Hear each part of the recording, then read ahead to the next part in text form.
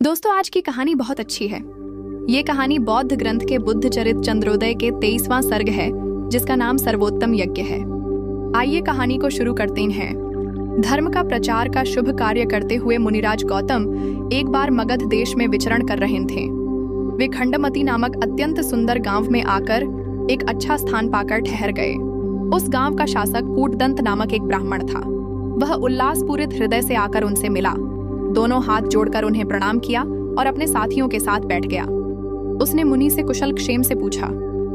उसके बाद एक प्रश्न चुनकर पूछ उठा, हे मुनिराज, तुम पवित्र प्रथा के प्रतिरोधक हो और वैदिक यज्ञ की विरोध करते हो। हे मुनि नायक, मुझे बताओ कि तुम्हारे इस विरोध का क्या कारण है। अपना मत मुझसे खोलकर कहो। कूटदंत की बात सुनकर धर्मनिदान बोले, यज्ञ तो ठीक है, लेकिन यज्ञ का विधान ठीक नहीं है। पशु वध करने वाले हत्यारे को इससे कोई लाभ नहीं होता है। यह कोई पुण्य का कार्य नहीं है, बल्कि बहुत बड़ा पाप है। कूटदंत बोला, हे अरहत, मुझे अपना मंतव्य ठीक से खोलकर बताओ। अगर तुम्हें यज्ञ की वैदिक विधि मान्य नहीं है और उससे कोई लाभ प्राप्त नहीं होता, तो फिर दूसरी ऐसी कौन सी विधि है जिसे सब बुद्धिमान लोग मान्य कर सकें? हे तात, जिसमें कोई पाप भी न हो और बहुत से पशुओं की हत्या भी न हो, या कि ऐसी निर्दोष विधि कौन सी है? बुद्ध कहने लगे, हे प्रबुद्ध सुनो, शरीर को यज्ञ कुंड समझ लो। धम्म के व्रत को धारण करने वाला मन ही यजमान है, उसी को महान यज्ञ करता मान लो। प्रज्ञा ही अग्नि है, जो शील रूपी घी के योग से समाधि रूपी संविधा में लहराने लगती है। काम, क्रोध, अहंकार, ईर्ष्या, अभिमान आदि नाना प्रकार के मनोविकारों को बलि पशु मान लो। पांचों इंद्रियों का नियंत्रण ही मनोविकार रूपी पशुओं को बांध रखने वाले रस्से हैं। तरह तरह के नियम और संयम उन पशुओं को रोक रखने वाले खूंटे हैं। चिंतन, मनन, विवेक और जागरूकता ही यज्ञ का संचालन करने वाले 4 पुरोहित हैं। शौर्य, धैर्य, शम और सत्य यज्ञ कार्य में सहायता करने वाले 5 सेवक हैं। सब पापों को विद्ध करने वाली अच्छी मेधा ही बलि पशुओं का वध करने के लिए बनाई गई वेदी है। विशुद्ध वैराग्य ही बलवान वधिक है, जो मनोविकार रूपी पशुओं को बांध बांध कर, संकल्प के कठोर कुल्हाड़े से काट काट कर, तेज प्रज्ञा की अग्नि में डाल डाल कर जलाता जाता है। यदि इस विधि से यज्ञ किया जाए तो कोई पाप न पड़े। इस प्रकार का यज्ञ रद्दी सिद्धि को देने वाला तथा शोक संताप को शांत करने वाला है। इससे श्रेष्ठ कोई दूसरा यज्ञ नहीं है। जिस प्रकार के यज्ञ को मैं अच्छे रूप के रूप में जानता हूँ, उसका वर्णन करके मैंने तुम्हें बता दिया। ब्राह्मण कूटदंत कहने लगा, हे मुनिदेव, मेरे मन में अज्ञान से उत्पन्न जो तीव्र संभ्रांति थी, वह दूर हो गई। मेरे मन के अब संदेह दूर हो गए। तुमने यज्ञ विधान अच्छे ढंग से बताया। अब मेरे मन में यह दृढ़ विश्वास हो गया कि इससे बढ़कर दूसरा यज्ञ नहीं है। तो भी यज्ञ बहुत कठिन और असाध्य है।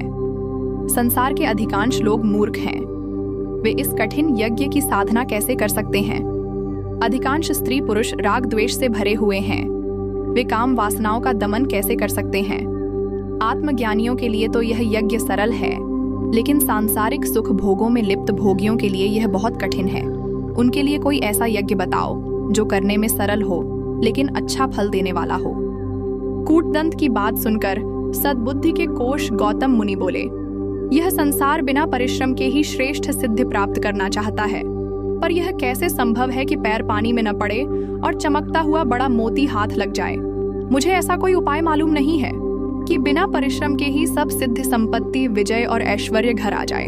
बड़ा भारी समुद्र छोटी सी सीप में समा जाए, तो भी मैं सरल उपाय बताता हूँ। हे ब्राह्मण, उसे सावधान होकर सुनो और उस पर विचार करो।